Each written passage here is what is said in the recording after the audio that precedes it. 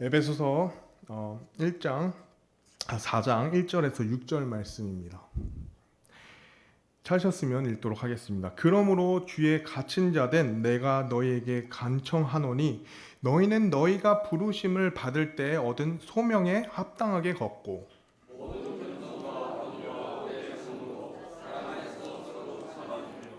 화평에 매는 띠로 성령께서 하나가 되게 하신 것을 힘써 지키라.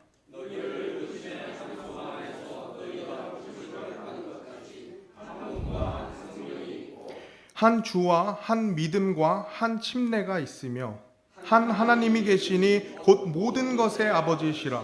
그분께서는 모든 것 위에 계시고 모든 것에 두루 계시며 너희 모두 안에 계시느니라. 아멘. 이 말씀을 위해 함께 기도하겠습니다. 하나님 아버지 감사합니다. 오늘 이 시간 새해 참 귀한 예배로서 하나님께 나아가길 원합니다. 주님께서 참 흠양하여 주시고 계속해서 50주 동안 드려질 귀한 예배를 통해서 계속해서 많은 영혼들이 복음을 듣고 거듭나는 교회로 또 주어진 달란트를 우리가 또 주님을 위해 또 교회를 위해 섬기며 무엇보다 교회에 주신 귀한 비전과 표효인 하나님의 말씀같이 말하고 주시는 능력으로 일하는 귀한 새해 될 수 있도록 하나님 이 시간 말씀을 통해 역사해 주길 간절히 원합니다. 우리 새해 여러 가지 계획들이 있고 또 많은 부분 우리가 함께 기도하며 나아갈 부분인데 하나님께서 모든 것을 아름답고 또 하나님의 놀라우신 능력으로 하나하나씩 아름답게 열매 맺을 수 있도록 인도하시길 간절히 원합니다. 시간 전하는 자나 듣는 자에게 하나님께서 또 성령님을 통해 역사하여 주시고 이 말씀이 땅에 떨어지지 않도록 하나님께서 참 인도해 주시고 도와주시길 간절히 원하며 모든 것 예수님 이름으로 기도드립니다. 아멘. 자리에 앉으시면 감사하겠습니다. 오늘 이제 제가 말씀을 준비하게 된 이유는 오늘 또 1월 우리 26년도 비전이 하나님의 말씀같이 말하고 주시는 능력으로 섬기는 교회다라는 새 표어를 묵상하면서 함께 나눈 부분이 무엇일까 하나님께서 또 이렇게 목사님 통해 또 준비된 귀한 말씀과 또 우리 사역자들이 또 이 말씀을 통해서 그 비전을 함께 나아갈 수 있는 말씀이 무엇일까 기도하는 가운데 에베소서 4장 1절에서 6절 말씀을 보았습니다. 우리가 너무 잘 아는 말씀이고요. 특별히 이제 하나됨을 우리가 또 볼 수가 있습니다. 사실 본문 말씀을 통해서요. 그래서 저는 이 표어를 생각을 해볼 때 하나님의 말씀같이 말하고 주시는 능력으로 섬기는 교회가 된다면 그 모습이 어떤 모습일까를 계속 생각을 해보았습니다.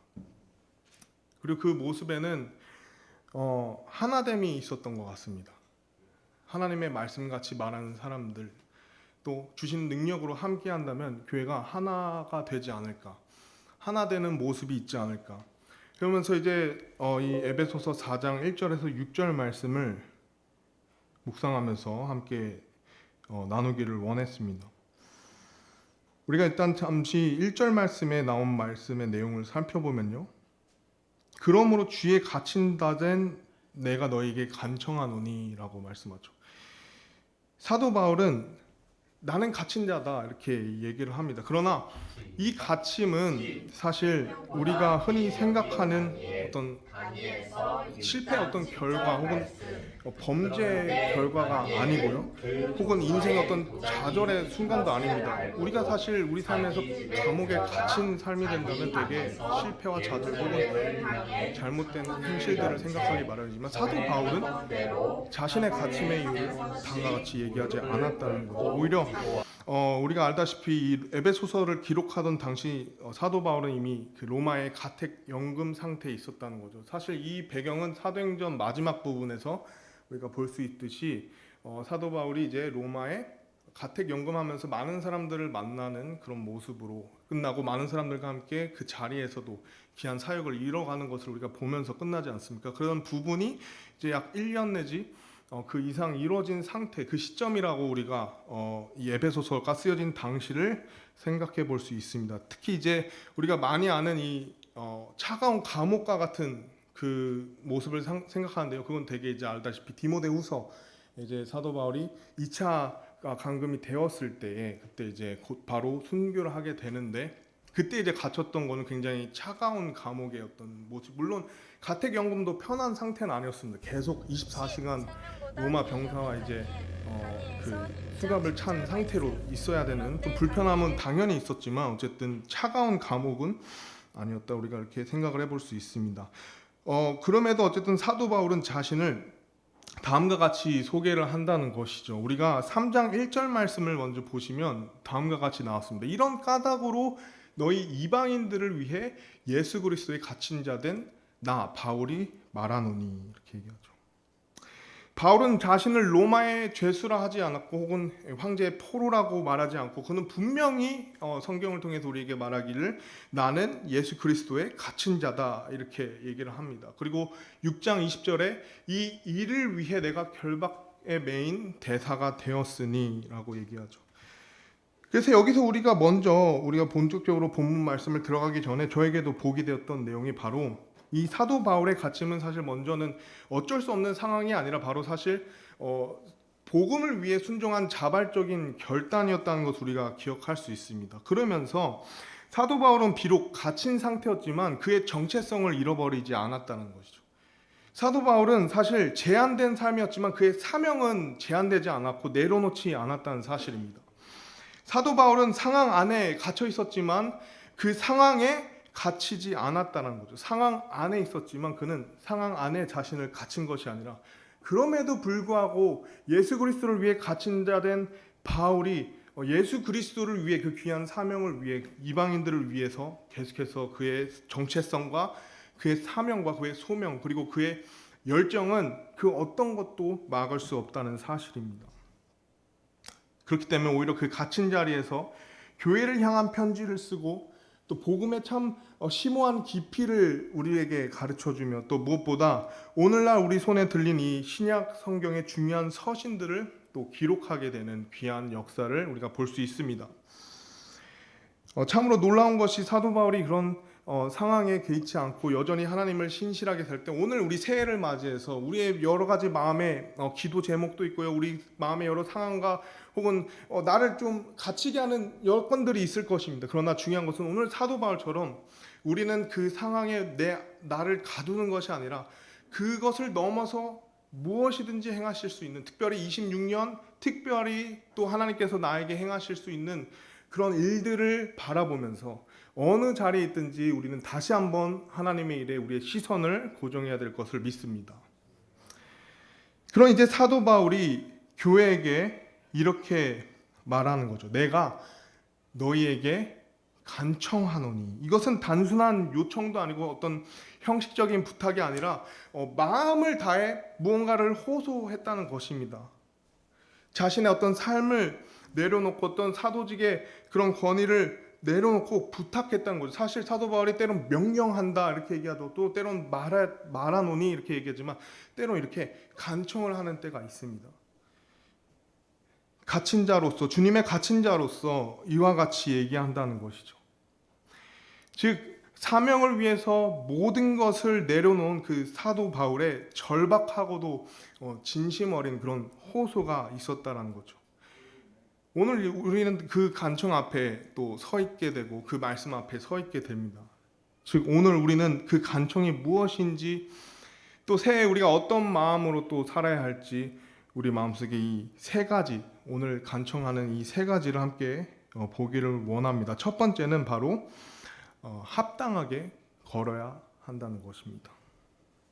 에베소서 4장 1절에 그러므로 주의 갇힌 자 된 내가 너희에게 간청하노니 너희는 너희가 부르심을 받을 때에 얻은 소명에 합당하게 걷고. 바울은 명령하지 않고 지시한 것도 아니고 간청했다는 것입니다. 왜냐하면 이것은 단순히 어떤 도덕적 겉면을 넘어서서 사실 이 그리스도인의 이 정체성과 이 존재 전체를 건 요청이 되기 때문이죠. 먼저 우리가 이 말씀을 통해서 기억해야 할 첫 번째 부분은 바로 우리가 부르심을 받았다는 사실입니다. 우리가 교회의 그 원어를 우리가 생각을 해보면 바로 에클레시아, 우리가 너무 잘 알고 있죠. 에클레시아는 바로 부름받아 모인 모임입니다. 예수님께서 우리를 부르셨다라는 사실이죠. 교회는 건물이 아니라 또는 우리가 아는 어떤 좋은 프로그램으로 구성된 그런 곳이 아니라 바로 부르심을 받은 사람들의 무리가 교회라는 사실입니다.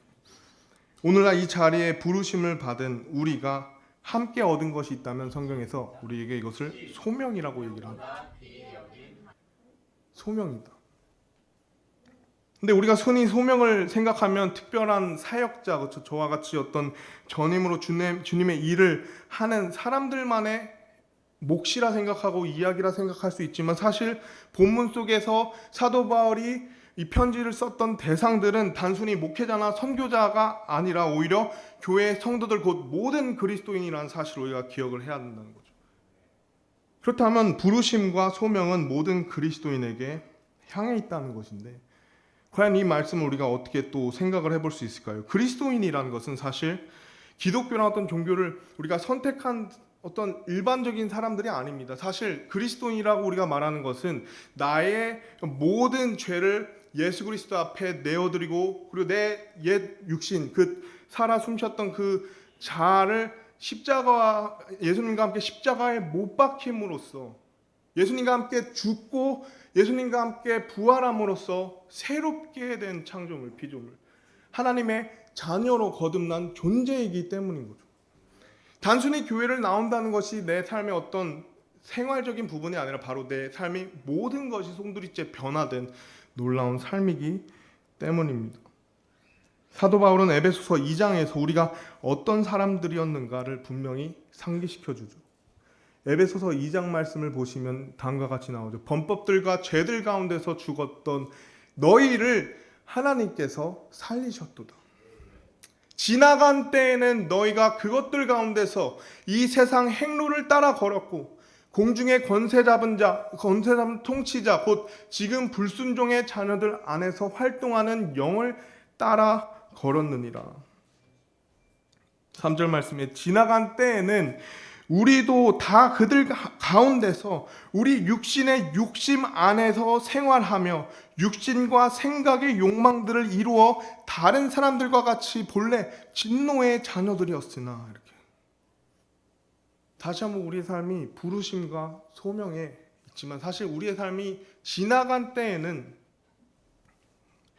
육신 가운데 살고 욕심 가운데 살고 죄 가운데 살고 또 불순종의 자녀로서 이 세상을 통치하는 자의 영을 따라 걸었다는 우리의 모습이 있다는 것입니다. 사도 바울은 분명히 말하죠. 우리도 그랬다. 우리도 원래는 이 세상 행로를 따라 걷던 사람들이었고 불순종의 영을 따라 살던 사람들이었고 하나님의 진노 아래에 있던 사람들이었다. 그러나 하나님께서 우리를 부르셨다는 사실이죠. 그러나 하나님께서 우리를 불러주시고 우리를 새 생명 얻게 하시고 영원한 생명을 주시고 또 우리에게 하나님의 귀한 일을 소명을 맡아주셨다는 겁니다. 그러므로 사도 바울이 말하는 이 부르심과 또 이 소명에는 두 가지를 우리가 볼 수 있습니다. 첫 번째, 부르심은 곧 우리의 정체성이 되는 것입니다. 그리고 이 소명이라 함은 결국엔 정체성을 바로잡은 우리가 어떻게 살아가야 되는지를 보여주는 것이죠. 그러므로 부르심을 통해 얻은 소명이라 함은 우리의 사명이 되는 것이죠. 그렇다면 우리의 사명이 무엇이냐? 바로 우리의 사명은 그리스도인답게 사는 것입니다. 그리스도인답게 사는 거죠. 우리의 정체성과 목적이 부합되면 그것은 사명이 되는 것입니다. 우리가 죽기까지 순종해야 되는, 물론 우리가 지상의 대사명 복음을 전하는 것이지만 그 복음을 전하기에 앞서서 우리의 삶에 중요한 방향이 있다면 그리스도인답게 사는 것. 그리스도인답게 사는 것. 그리스도인답게 사는 것이 결국엔 합당하게 걷는 것이라는 거죠.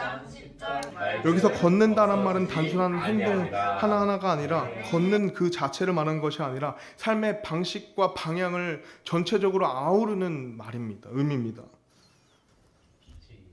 그리스도인으로서 합당하게 걷는다는 것이 그렇다면 어떤 것일지 우리가 아까 다시 2장 2절 말씀을 보았지만 우리가 과거의 삶에서 걸었던 곳은 바로 이 세상의 행로를 따라 걸었고 또 중요한 것이 바로 권세 잡은 통치자의 영을 따라 걸었다는 사실이죠. 우리가 그것을 먼저 볼 수가 있습니다. 즉 우리는 이 세상의 행로, 즉 이 생활, 하늘의 방식과 하늘의 어떤 생활 방식을 따라 사는 것이 아니라 이 세상의 행로, 바로 잘 먹고 또 잘 살고 잘 즐기는 삶, 세상의 행로를 따라 걸었다는 거죠. 저는 이 말씀을 보면서 거울로 제 자신을 비출 때 제일 놀란 것은 바로 어느새 내 행로도 이 세상의 행로를 따라 조금 변화되고 있지 않았나, 제 자신을 발견을 했습니다. 분명 그리스도인은 하나님 안에서 합당하게 걸으라는 말씀에도 불구하고 우린 때로 우리 삶의 이 세상의 것을 고집한 채 혹은 집중한 채 하나님께서 우리에게 주신 놀라운 참 소명을, 그 사명을 잊고 살곤 합니다. 때론 또한 우리가 불순종의 자녀들 안에서 활동하는 영을 따라 걸었다. 성경에서 우리가 이렇게 얘기하지만 중요한 것은 우리는 성령을 따라 걸어야 된다는 거죠. 그렇기 때문에 그리스도인의 삶은 무엇을 따라 걷느냐의 문제가 되는 것입니다. 오늘 이 시간 우리가 합당하게 걷는 내 삶을 점검할 때 중요한 것은 내가 지금 무엇을 따라 걷는가? 무엇을 따라 지금 걷고 있는가? 새롭게 내 마음이 준비되어 있는 사람들에게 중요한 것은 내가 무엇을 따라 걸을 것인가? 25년도 내가 무엇을 따라 걸었는가? 우리가 그 삶의 방향성을 다시 한번 주님 앞에 합당하게 고정해야 된다는 것이죠. 우리의 행실이 하나님께서 거룩하시기 때문에 우리가 거룩해야 되는 것이고, 또 중요한 것은 합당하게 걷는 것은 즉 하나님과 함께 동행하며 걷는 삶인 것이죠. 하나님 앞에 두고 하나님을 따라 사는 삶, 하나님과 동행하는 삶. 이 말씀에 대한, 이 내용에 대해서 또 사도 바울이 잘 정리해 준 말씀이 바로 로마서 8장 말씀입니다. 8장 1절에서 8절 말씀, 길지만 이 말씀을 통해 분명하게 우리가 어떻게 무엇을 따라 걸어야 되는지를 말하고 있습니다. 우리 로마서 8장 1절 말씀을 보시면, 그러므로 이제 그리스도 예수님 안에 있는 자들에게는 결코 정죄함이 없나니 그들은 무엇을 따라 걷지 않죠? 바로 육신을 따라 걷지 아니하고 성령을 따라 걷느니라. 이는 그리스도 예수님 안에 있는 생명의 성령의 법이 죄와 사망의 법에서 나를 해방하였기 때문이라. 이 구절에 감사한 마음이 있죠. 계속해서 말씀을 보시면, 율법이 육신으로 말미암아 연약하여 할 수 없는 것을 하나님께서는 하셨나니 곧 죄로 인해 자신의 아들을 죄 많은 육신의 모양으로 보내사 그 육신 안의 죄를 정죄하게 하셨느니라. 이것은 육신을 따라 걷지 아니하고 성령을 따라 걷는 우리 안에서 율법의 의가 성취되게 하려 함이라. 육신을 따르는 자들에게는 육신의 일들을 생각하되, 성령을 따르는 자들은 성령의 일들을 생각하니, 육신적으로 생각하는 것은 사망이요 영적으로 생각하는 것은 생명과 화평입니다. 7절 말씀에 육신적인 생각은 하나님의 법에 복종하지 아니하며 참으로 복종할 수 없으므로 하나님과 원수되는 것이니라. 그러므로 육신 안에 있는 자들은 하나님을 기쁘게 할 수 없느니라 라고 말씀합니다. 좀 도전이 되는 말씀입니다. 육신을 따르는 삶은 곧 사망이라 하는 거죠. 성령을 따르는 삶이 쉽진 않습니다. 불편합니다. 그러나 그것은 성령이 분명히 말하기를 우리에게 생명이고 화평이라 얘기합니다. 2026년 새 우리는 과연 무엇을 따라 걷고 있습니까? 하나님의 말씀은 그냥 우리에게 조언하는 것이 아니라 오늘 우리에게 간청하고 있습니다. 합당하게 걸으라. 그리스도인답게 합당하게 걸으라. 만약 25년 우리가 그런 삶을 살지 못했다면 저는 이 말씀을 붙들기를 원합니다. 너무 잘 아는 말씀이죠. 빌립보서 3장 13절 14절. 형제들아, 나는 내가 이미 붙잡은 줄로 여기지 아니하며 다만 이 한 가지 일을 행하나니 곧 뒤에 있는 그것들은 잊어버리고 앞에 있는 그것들에 도달하려고 나아가 그리스도 예수님 안에서 하나님의 높은 부르심의 상을 받기 위해 표대를 향해 밀치며 나아가노라. 내 삶이 25년도에 그렇지 못했다면 26년도엔 다시 한번 주님과 함께 동행하는 합당한 그리스도인의 그 행로를 우리가 표대를 향해 밀치며 적극적으로 나아가는 삶이 돼야 된다는 것이죠. 성령님을 따라 걸을 때 우리는 하나님의 말씀을 말할 수 있고 하나님의 능력으로 살아갈 수 있다는 것입니다. 이것이 첫 번째 사도 바울이 우리에게 간청하는 부르심 받은 자의 합당한 걸음이라는 것이죠. 두 번째는 무엇이냐면요, 바로 서로 참아주라라는 것입니다. 서로 참아주라. 에베소서 4장 2절 말씀에 모든 겸손과 온유와 오래 참음으로 사랑 안에서 서로 참아주며, 모든 겸손, 온유, 오래 참음으로 사랑 안에서. 여기서는 이제 그리스도인의 관계를 이루는 이 세 가지 기둥이 나오는 것을 우리가 볼 수 있습니다. 그것이 바로 이 모든 겸손, 온유, 오래 참음이죠. 근데 여기서 중요한 것은 사도 바울이 적당한 겸손 혹은 조금의 겸손, 온유, 오래 참음을 얘기한 것이 아닙니다. 이 앞에 중요한 단어가 있는데 바로 모든이죠. 모든 겸손. 만약 우리가 적절하게 겸손할 수는 있습니다. 적절하게 온유할 수 있습니다. 적당하게 오래 참을 수는 있지만 하나님의 말씀에, 하나님이 말씀을 통해 간청하기를 모든 겸손으로, 모든 온유로, 모든 오래 참음으로 서로 참아주기를 원한다면 우리의 마음이 어떠해야 할까요? 여기서 말하는 겸손은 우리가 잘 아는, 그러나 영어를 표현을 보니까 우리가 humility라고 말하는데 사실 여기선 lowliness라고 되어 있습니다. 즉 겸손한 태도가 humility라면 lowliness는 겸손한 자의 어떤 위치를 말합니다. 즉 겸손이라는 것이 여기서 나타나는 것은 바로 내가 완전히 철저히 낮은 위치에 있음을 말하는, 그 자신을 인정하는 것입니다. 그 다음 온유함은 무엇일까요? 온유함은 바로 우리가 온유한다는 것은 부드러움을 말하지만 이 부드러움의 내면에는요, 사실 내가 무언가를 행할 수 있는 능력이 있음에도 불구하고 절제하고 부드러워하는 것이 온유라는 거죠. 예를 들면 복싱 프로 선수가, 그럴 일은 없겠지만 시비를 붙었을 때 자기의 힘을 이용해서 그 붙은 사람과 싸울 수도 있지만 그것을 절제하는 것, 이것을 또 다른 의미에서는 온유라고도 표현할 수 있습니다. 자기의 힘을 절제하는 것, 자기의 힘을 함부로 사용하지 않는 것, 이것이 온유함이죠. 오래 참음은 시간적인 의미로서 바로 이것은 바로 견디는 것을 의미하는 것이죠. 모든 겸손, 즉 낮은 위치에서 또 절제하고 또 시간적으로 인내하는 것, 이것을 간청하고 이것을 통해서 서로 참아주기를 원했다라는 것이죠. 즉 겸손은 나의 위치를 아는 것이고 온유는 나의 힘을 조절하는 것이며 오래 참음은 나의 감정을 즉시 터뜨리지 않는 것, 이것을 하나님께서 원하신다는 것입니다. 근데 오늘날 이 세상을 살면서요, 저는 이것이 너무 어렵다는 생각을 합니다. 어떻게 이것이 가능할까요? 어떻게 이것이 올해 2026년 제 삶에 이루어질 수 있을까요? 우리 교회 안에 이루어질 수 있을까요? 이것이 너무 어렵습니다. 그러나 사도 바울은 분명히 우리에게 답을 제시하죠. 이것을 어떻게 할 수 있는가? 바로 이 사랑 안에서 할 수 있다. 네, 사랑 안에서 할 수 있다, 이렇게 얘기합니다. 사랑 안에서, 즉 겸손도 온유도 또 오래 참음도 사랑 밖에서는 할 수 없다는 거죠. 의지적으로 우리가 잠시 흉내낼 수 있지만 지속될 수 없다는 것이. 그러나 성경은 우리에게 말하기를, 베드로전서 4장 8절 말씀에 무엇보다 먼저 너희끼리 뜨거운 사랑을 품으라 라고 하죠. 사랑은 허다한 죄를 덮으리라.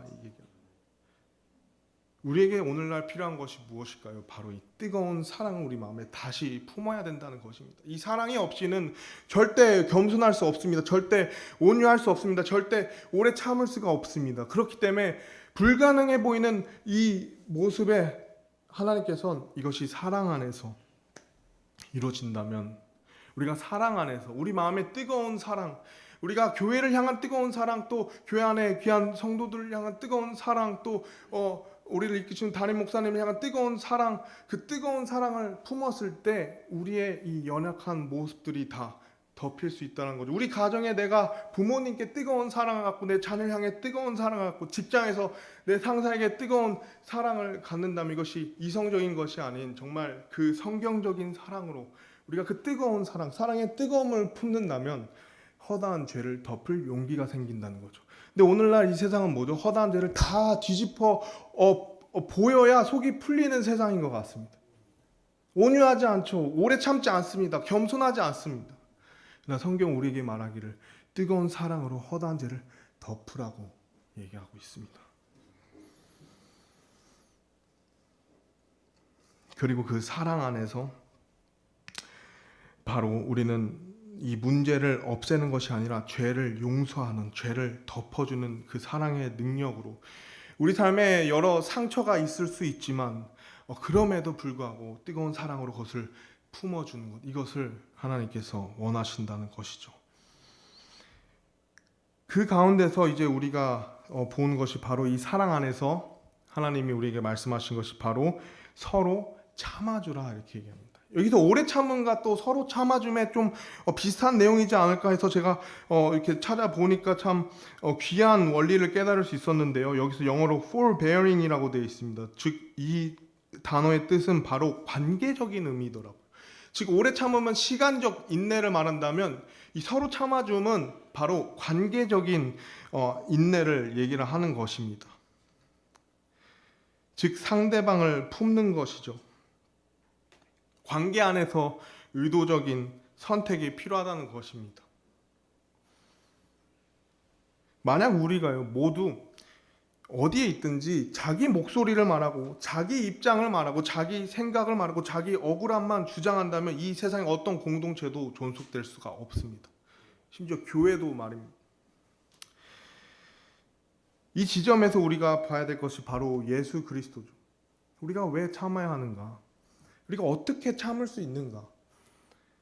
이 사회 속에서 참는다는 것이 어려운 이 세상 속에서 뭔가를 다 드러내야, 그 사람의 흠을 드러내야 뭔가 이기는 것 같은 그런 이 세상의 법칙 속에서 어떻게 서로 참을 수 있는가? 우리가 예수님을 기억할 때 바로 예수님은 십자가 앞에서 침묵하셨다는 사실입니다. 예수님도 사실은 자기의 목소리를 내실 수 있죠. 자기의 입장을 왜냐하면 예수님의 잘못에 의해 십자가에 달린 것이 아니기 때문이죠.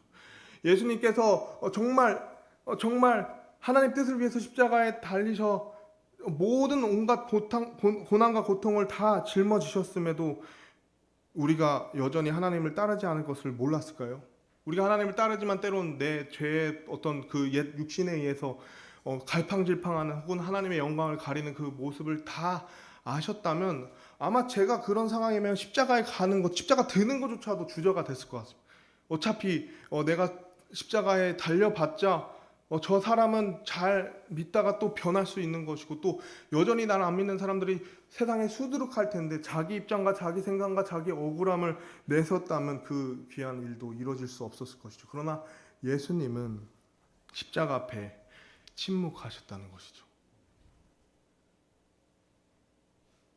오래 참으셨다는 거죠. 겸손하게, 온유하게. 우리가 너무 잘 아는 이사야서 53장 7절 말씀에 그는 압제를 당하고 고난을 당하였어도 자기 입을 열지 아니하였으며 도살장으로 향하는 어린 양같이 끌려갔고 털 깎는 자 앞에서 잠잠한 양같이 자기 입을 열지 아니하는도다. 왜일까요? 어떻게 예수님은 그 상황에서 잠잠하실 수 있었을까요? 이유는 딱 하나인 것 같습니다. 사랑. 우리를 너무 사랑하기 때문에. 그 안에 뜨거운 사랑이 있었기 때문에. 그렇게 참아주면 약한 것이 아니라 사실은 오히려 이 선택한 우리의 침묵이고 이것이 예수님을 드러내는 가장 귀한 모습이 된다는 것입니다. 우리가 합당하게 걷는 것을 간청하였고요. 두 번째는 우리가 서로 참아주는 것을 원하셨다면 마지막 세 번째는 바로 지키는 것입니다. 지키는 것. 지키라. 세 번째는 지키라입니다. 에베소서 4장 3절 말씀을 보시면 다음과 같이 나와 있죠. 화평에 매는 띠로 성령께서 하나가 되게 하신 것을 힘써 지키라. 이렇게. 여기서 사도 바울이 분명히 말하기를 우리가 하나가 되게 하는 것이 아니라는 사실입니다. 이미 성령께서 우리를 하나 되게 하셨다는 것이죠. 그리고 우리에게 말씀하시기를, 간청하기를 성경은 그것을 만들라가 아니라 지키라라고 얘기해요. 지키라. 말씀을 따라가면 성경은 우리에게 분명히 말해줄 수 있는 것이, 우리가 하나 될 수 있는 이유가 우리의 감정과 혹은 분위기나 혹은 그런 것이 아니라 바로 이 성경적 놀라운 요소들이 우리에게 하나됨을 일으켜준다 얘기하고 있습니다. 4절, 5절 말씀을 보시면요, 너희의 부르심의 한 소망 안에서 너희가 부르심을 받은 것 같이 한 몸과 한 성령이 있고 한 주와 한 믿음과 한 침례가 있으며 한 하나님이 계시니 곧 모든 것의 아버지시라.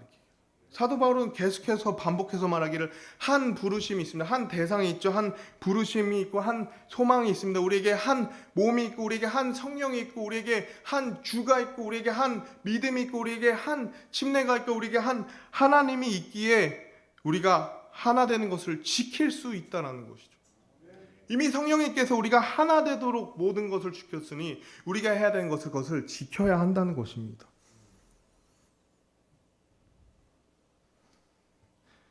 막연한 연합이 아닌 사실 이 교리 안에서 또 예배 안에서 교제 안에서 우리가 하나가 될 수 있다는 사실이죠.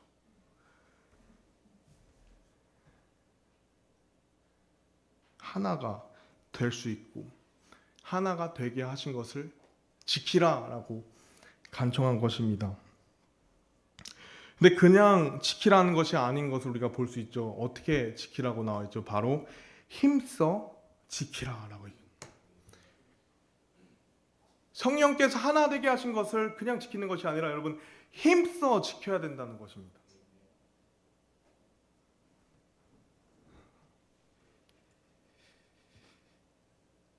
제가 여기서 이 원어와 또 영어적 표현을 살펴보면서 정리된 뜻은 다음과 같습니다. 하나됨이 얼마나 쉽게 깨지는지 알기에 그것을 가장 중요한 일로 붙들고 애쓰는 태도를 가지고 여유 있을 때 하는 선택이 아니라 지금 당장 지켜야 할 긴급한 사명으로 성령님께서 하나 되게 하신 것을 지키라는 의미. 원어적 의미의 영어적 표현을 종합을 한다면요, 이것은 얼마나 쉽게 깨질 수 있는 것을 아니 힘써서 긴급하게 세심하게 예민하게 이것을 다뤄야 된다는 것이죠.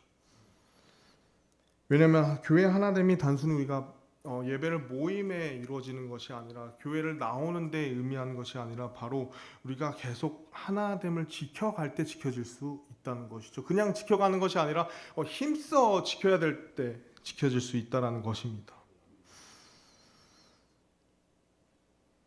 그렇게 우리에게 필요한 것은 바로 성령님의 충만하심이 필요한 것이죠. 성령님의 충만하심, 우리 안에 내주하시는 성령님이 우리 삶 가운데 충만할 때 우리가 하나 된 것을 주님이 주시는 능력으로 지킬 수 있다는 사실입니다. 그렇다면 오늘 이 시간 우리가 질문하기를, 나와 성령님의 관계는 지금 어떻습니까? 오랫동안 참 나의 삶에 내주하셨지만 어느 순간 내 삶의 한 구석에 몰려있지는 않습니까? 내 삶의 중심이 돼야 되는, 내 삶을 이끄시는, 하나님 말씀을 조명하시고 하나님 말씀을 보여주시는, 또 하나님 말씀을 기억하게 해주시는 그 성령님과 여러분의 관계는 어떻습니까? 그 충만함에 따라 우리가 합당하게 걷는 것과 또 중요한 것도 힘써 서로 참아주고 지키는 그 모든 일이 성령님의 충만하심으로 이루어질 수 있다는 거죠. 그러면서 생각이 든 것이, 성령님이 충만하기 위해서 결국에 또 교회가 또 우리 삶에 우리가 합당하게 걷고 또 서로 참아주고 또 오래 우리가 힘써 지키는 그 모든 것에 성령님이 충만하기 위해 나에게 필요한 것이 무엇인가 생각을 했을 때 저는 이것에는 희생이 필요하다고 생각이 들어요. 희생. 참 이 말이 지금 이 시대는 기억도 안 나는 말과 태도입니다. 희생. 희생. 내 가정이 혹은 내가 사회 속에서 또 내 삶 속에서 성령님이 충만하게 되어 내 삶이 합당하게 걸을 수 있기 위해서 필요한 것은 희생이 필요하다는 거죠. 성령님께서 이것을 주시기에 예수님께서 우리에게 하신 것이 희생이기 때문이죠. 우리는 희생해야 됩니다.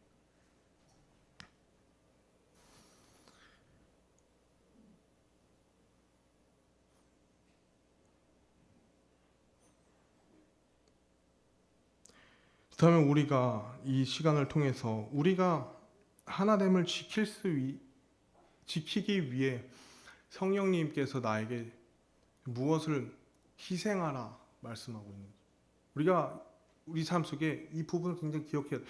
왜냐하면 우리에게 많은 달란트와 은사가 주어졌지만 내가 내 삶을 참 교회를 위해 희생하지 않는다면 그 달란트는 쓰일 일이 없습니다. 내가 내 삶의 바쁜 우선순위로 내 삶의 것들을 희생하지 않는다면 우리가 합당하게 걸을 수 없다는 거죠.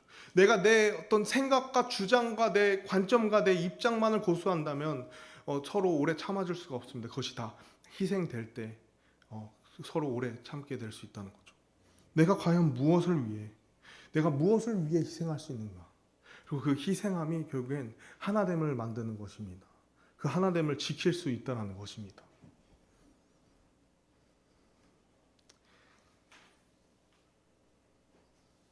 결론으로요, 이제는 우리가 6절 말씀을 통해서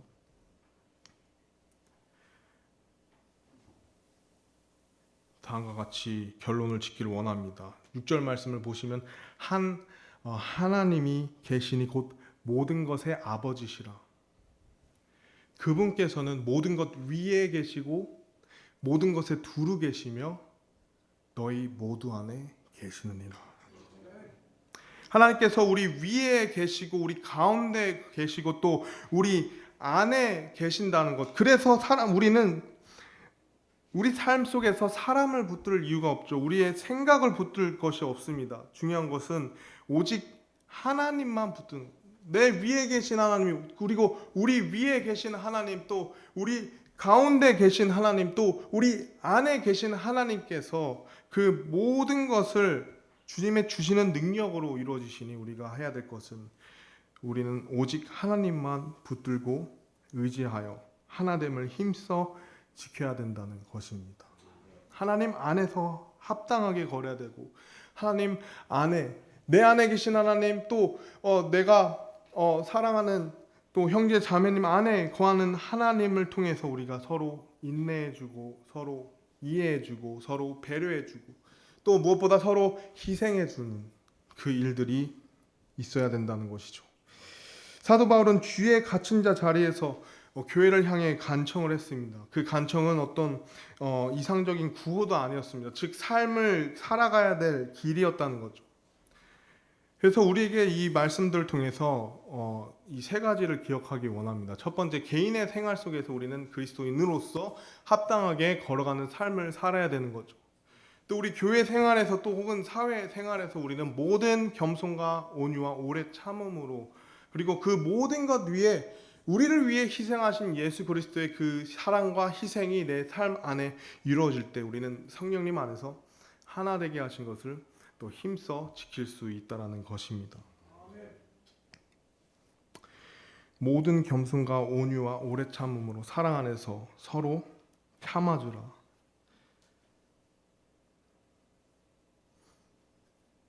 모든 겸손과 온유와 오래 참음으로 이 세 가지를 통해서 우리 겸손으로 우리를 낮추고 온유함으로 내 자신을 주님께 내어들어 내 자신이 죽게 되고 또 오래 참음으로 내가 견디는 것. 이 세 가지를 제가 기억을 할 때 그리스도인의 삶에 이 세 가지가 종합되어 나타난다면 그 모습이 어떤 모습일까 생각을 해봤습니다.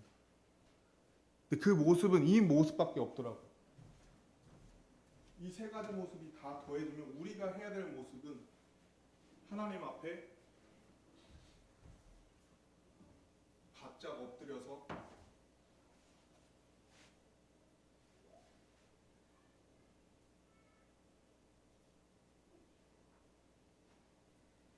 주님 앞에 엎드려진 모습. 그 모습밖에 하나 되는 것을 지킬 수가 없다는 사실입니다. 하나님 앞에 모든 사람이 주님의 주권을 인정하고 내 자신이 겸손해지고 내 자신이 온유해지고 오래 참을 수 있는 가장 대표적인 모습은 바로 하나님 앞에 무릎 꿇는 것. 그것 하나가 우리 모두를 하나 될 수 있는 길이라는 것입니다.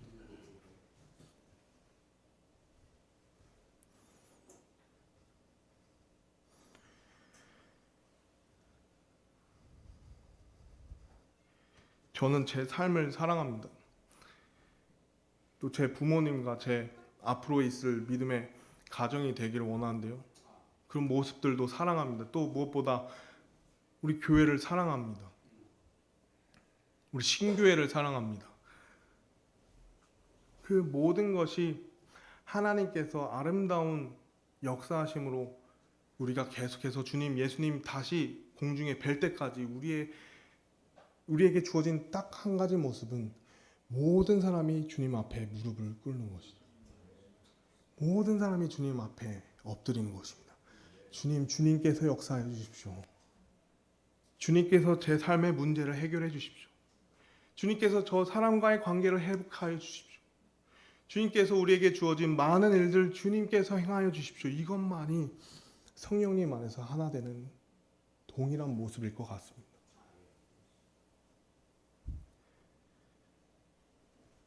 이것이 주에 갇힌 자가 오늘 우리에게 간청하는 결론이 되는 것입니다. 우리 개인의 삶 속에서 또 우리의 여러 상황 속에서 이 길을 우리가 함께 한 마음이 되어 걸어가는 우리 한 해가 되었으면 좋겠습니다. 우리 잠시 기도하시겠습니다.